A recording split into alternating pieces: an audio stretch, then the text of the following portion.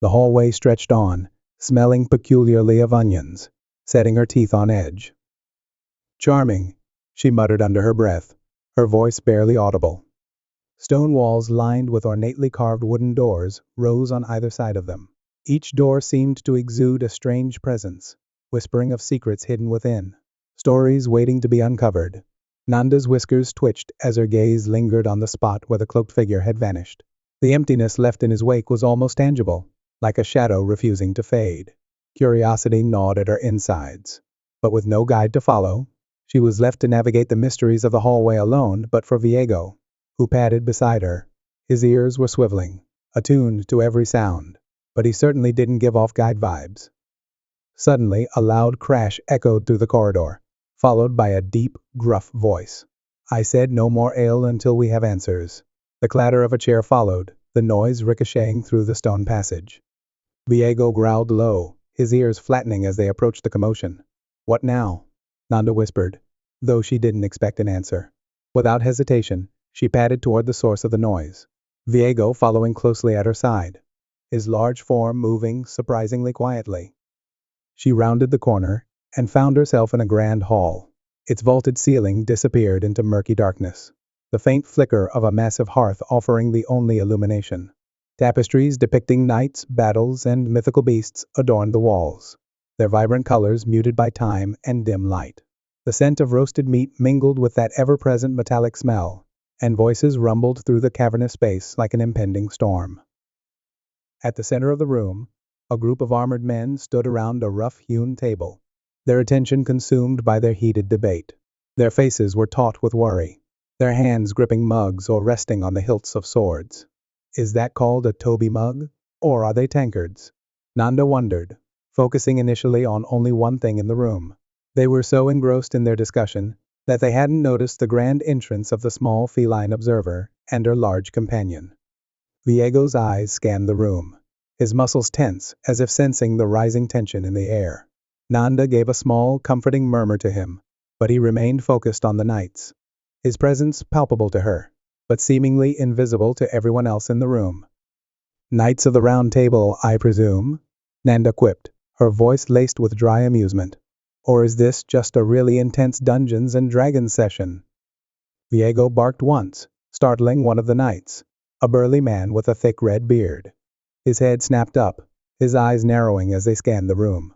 "Who's there?" he barked, his accent heavy and unfamiliar. For a fleeting moment, Nanda froze.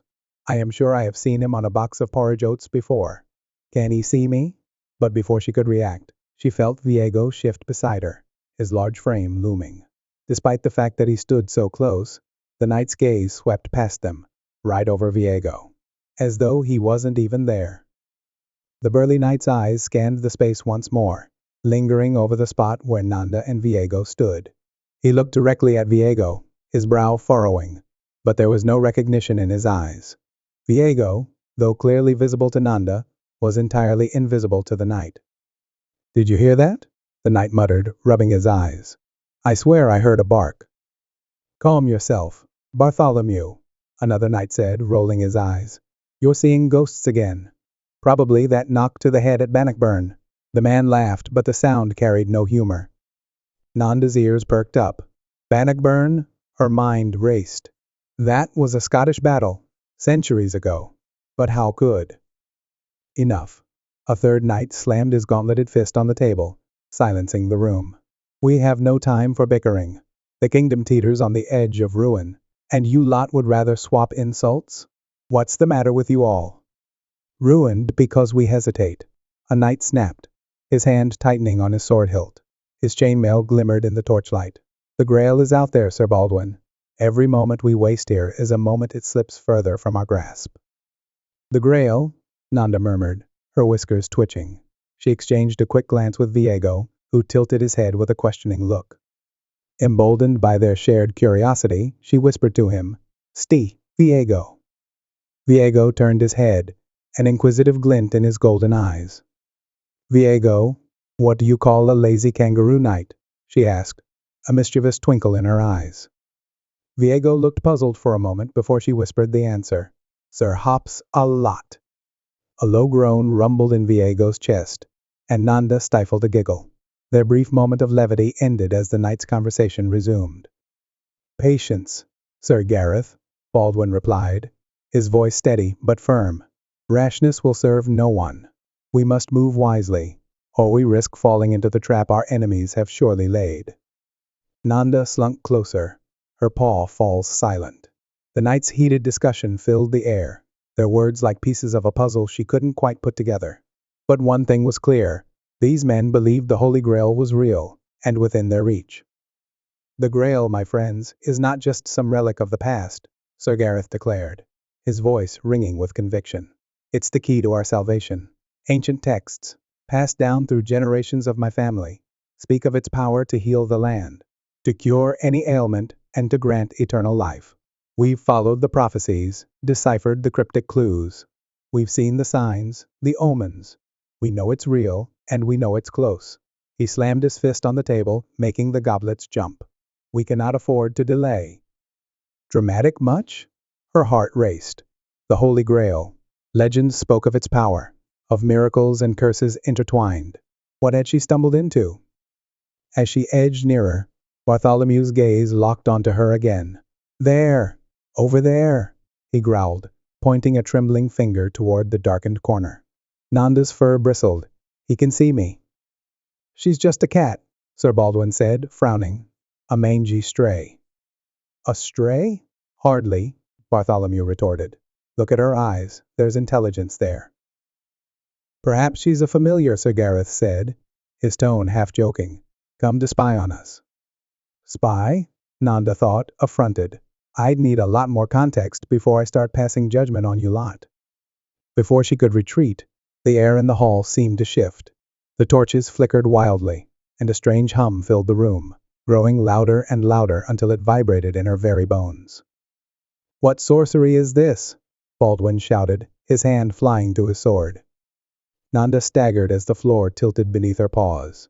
A wave of nausea swept over her, and for a moment the room dissolved into chaos.